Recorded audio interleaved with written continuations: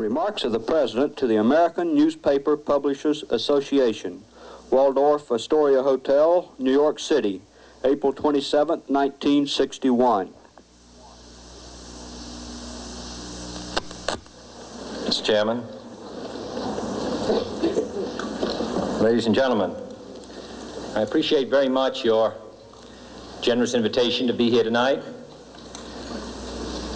You bear heavy responsibilities these days, and the article I read some time ago reminded me of how particularly heavily the burdens of present-day events bear upon your profession. You may remember that in 1851, the New York Herald Tribune, under the sponsorship and publishing of Horace Greeley, employed as its London correspondent an obscure journalist by the name of Karl Marx. We are told that foreign correspondent Marx, stone broke, and with a family ill and undernourished, constantly appealed to Greeley and managing editor Charles Dana for an increase in his munificent salary of $5 per installment, a salary which he and Ingalls ungratefully labeled as the lousiest petty bourgeois cheating.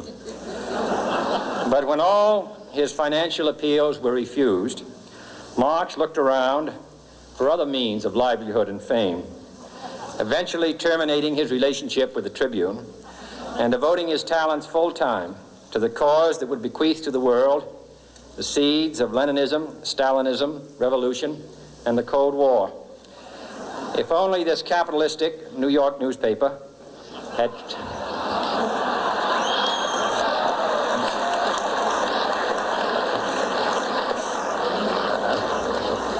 treated him more kindly,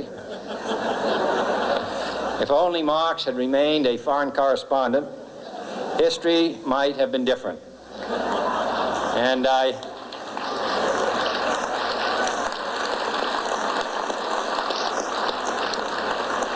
hope all publishers will bear this lesson in mind the next time they receive a poverty-stricken appeal from a small increase in the expense account from an obscure newspaper man.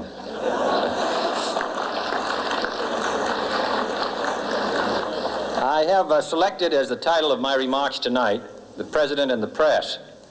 Some may suggest that this would be more naturally worded, "The President versus the Press," but those are not my sentiments tonight. It is true, however, that when a well-known diplomat from another country demanded recently that our State Department repudiate certain newspaper attacks on his colleagues, it was unnecessary for us to reply that this administration was not responsible for the press, for the press had already made it clear that it was not responsible for this administration.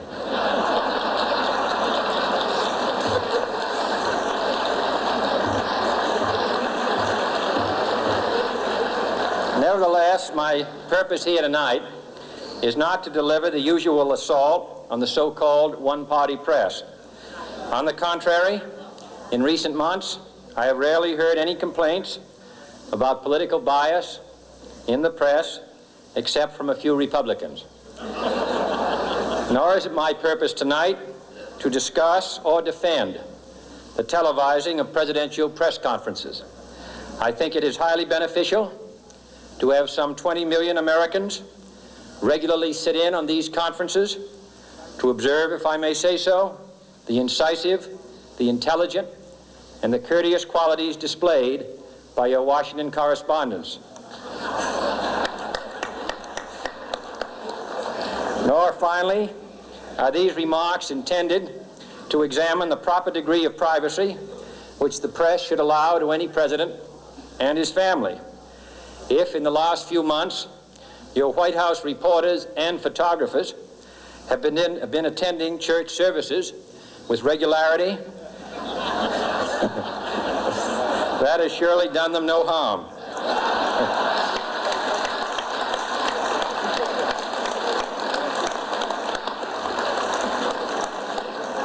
On the other hand, I realize that your staff and wire service photographers may be complaining that they do not enjoy the same green privileges the local golf courses, which they once did.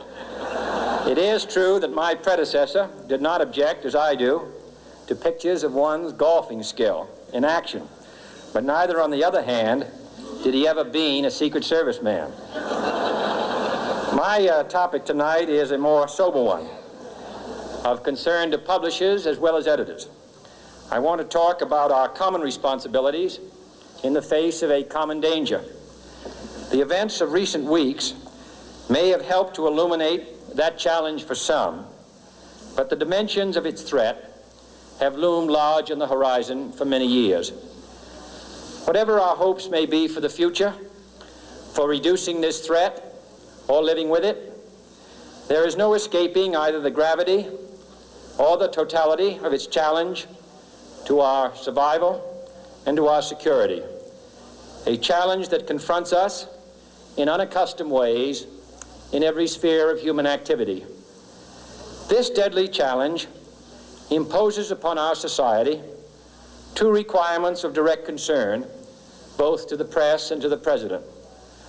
Two requirements that may seem almost contradictory in tone, but which must be reconciled and fulfilled if we are to meet this national peril. I refer first to the need for far greater public information, and second, to the need for far greater official secrecy. The very word secrecy is repugnant in a free and open society, and we are, as a people, inherently and historically opposed to secret societies, to secret oaths, and to secret proceedings. We decided long ago that the dangers of excessive and unwarranted concealment of pertinent facts far outweighed the dangers which are cited to justify it. Even today, there is little value in opposing the threat of a closed society by imitating its arbitrary restrictions. Even today, there is little value in ensuring the survival of our nation if our traditions do not survive with it. And there is very grave danger that an announced need for increased security will be seized upon by those anxious to expand its meaning to the very limits of official censorship and concealment. That I do not intend to permit to the extent that it's in my control. And no official of my administration, whether his rank is high or low, civilian or military, should interpret my words here tonight as an excuse to censor the news, to stifle dissent, to cover up our mistakes, or to withhold from the press and the public the facts they deserve to know. But I do ask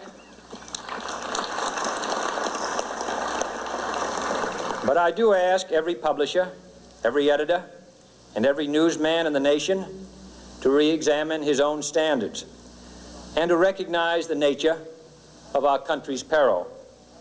In time of war, the government and the press have customarily joined in an effort based largely on self-discipline to prevent unauthorized disclosures to the enemy. In times of clear and present danger, the courts have held that even the privileged rights of the First Amendment must yield to the public's need for national security. Today, no war has been declared, and however fierce the struggle may be, it may never be declared in the traditional fashion. Our way of life is under attack. Those who make themselves our enemy are advancing around the globe. The survival of our friends is in danger, and yet no war has been declared. No borders have been crossed by marching troops. No missiles have been fired. If the press is awaiting a declaration of war before it imposes the self-discipline of combat conditions, then I can only say that no war ever posed a greater threat to our security.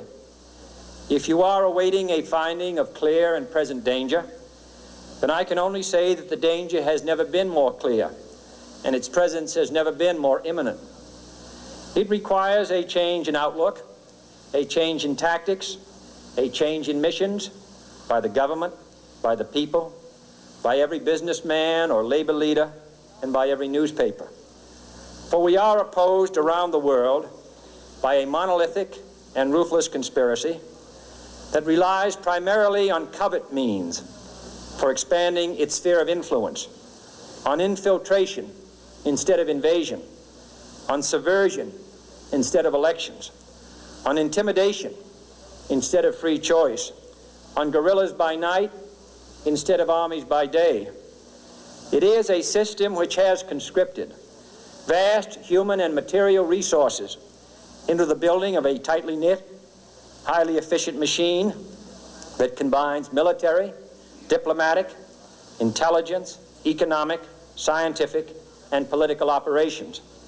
Its preparations are concealed, not published.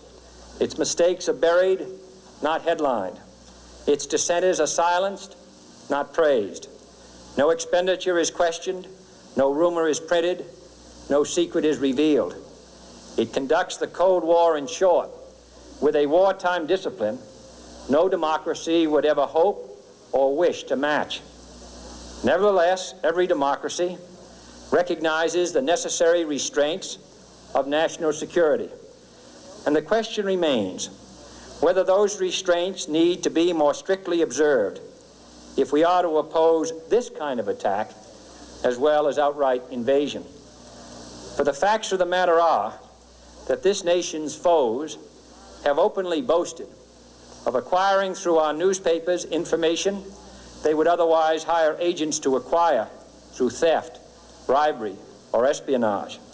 That details of this nation's covert preparations to counter the enemy's covert operations have been available to every newspaper reader, friend and foe alike. That the size, the strength, the location, and the nature of our forces and weapons, and our plans and strategy for their use have all been pinpointed in the press and other news media to a degree sufficient to satisfy any foreign power, and that in at least one case, the publication of details concerning a secret mechanism whereby satellites were followed required its alteration at the expense of considerable time and money. The newspapers which printed these stories were loyal, patriotic, responsible, and well-meaning. Had we been engaged in open warfare, they undoubtedly would not have published such items. But in the absence of open warfare, they recognized only the tests of journalism and not the tests of national security. And my question tonight is whether additional tests should not now be adopted. That question is for you alone to answer. No public official should answer it for you. No governmental plan should impose its restraints against your will. But I would be failing in my duty to the nation in considering all of the responsibilities that we now bear and all of the means at hand to meet those responsibilities if I did not commend this problem to your attention and urge its thoughtful consideration. On many earlier occasions I have said, and your newspapers have constantly said, that these are times that appeal to every citizen's sense of sacrifice and self-discipline. They call out to every citizen to weigh his rights and comforts against his obligations to the common good. I cannot now believe that those citizens who serve in the newspaper business consider themselves exempt from that appeal. I have no intention of establishing a new Office of War Information to govern the flow of news. I am not suggesting any new forms of censorship or new types of security classifications. I have no easy answer to the dilemma that I have posed and would not seek to impose it if I had one. But I am asking the members of the newspaper profession and the industry in this country to re-examine their own responsibilities, to consider the degree and the nature of the present danger, and to heed the duty of self-restraint which that danger imposes upon us all. Every newspaper now asks itself, with respect to every story, is it news? All I suggest is that you add the question, is it in the interest of national security? And I hope that every group in America, unions and businessmen and public officials at every level, will ask the same question of their endeavors and subject their actions to this same exacting test. And should the press of America consider and recommend the voluntary assumption of specific new steps or machinery, I can assure you that we will cooperate wholeheartedly with those recommendations. Perhaps there will be no recommendations. Perhaps there is no answer to the dilemma faced by a free and open society in a cold and secret war. In times of peace, any discussion of this subject and any action that results are both painful and without precedent. But this is a time of peace and peril which knows no precedent in history. It is the unprecedented nature of this challenge that also gives rise to your second obligation, an obligation which I share, and that is our obligation to inform and alert the American people, to make certain that they possess all the facts that they need and understand them as well, the perils, the prospects, the purposes of our program, and the choices that we face. No president should fear public scrutiny of his program, for from that scrutiny comes understanding, and from that understanding comes support or opposition, and both are necessary. I am not asking your newspapers to support an administration, but I am asking your help in the tremendous task of informing and alerting the American people. For I have complete confidence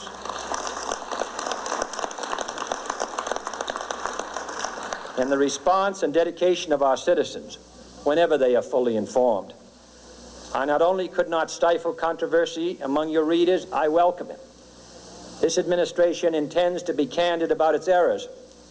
For as a wise man once said, an error doesn't become a mistake until you refuse to correct it. We intend to accept full responsibility for our errors, and we expect you to point them out when we miss them. Without debate, without criticism, no administration and no country can succeed, and no republic can survive. That is why the Athenian lawmaker Solon decreed it a crime for any citizen to shrink from controversy. And that is why our press was protected by the First Amendment, the only business in America specifically protected by the Constitution, not primarily to amuse and entertain, not to emphasize the trivial and the sentimental, not to simply give the public what it wants, but to inform, to arouse, to reflect, to state our dangers and our opportunities, to indicate our crises and our choices, to lead, mold, educate, and sometimes even anger public opinion. This means greater coverage and analysis of international news, for it is no longer far away and foreign, but close at hand and local. It means greater attention to improved understanding of the news, as well as improved transmission. And it means, finally, that government at all levels must meet its obligation to provide you with the fullest possible information outside the narrowest limits of national security, and we intend to do it. It was early in the 17th century that Francis Bacon remarked on three recent inventions already transforming the world: the compass, gunpowder, and the printing press. Now the links between the nations, first forged by the compass, have made us all citizens of the world, the hopes and threats of one becoming the hopes and threats of us all. In that one world's effort to live together, the evolution of gunpowder to its ultimate limit has warned mankind of the terrible consequences of failure. And so it is to the printing press, to the recorder of man's deeds, the keeper of his conscience, the courier of his news, that we look for strength and assistance, confident that with your help, man will be what he was born to be, free and independent.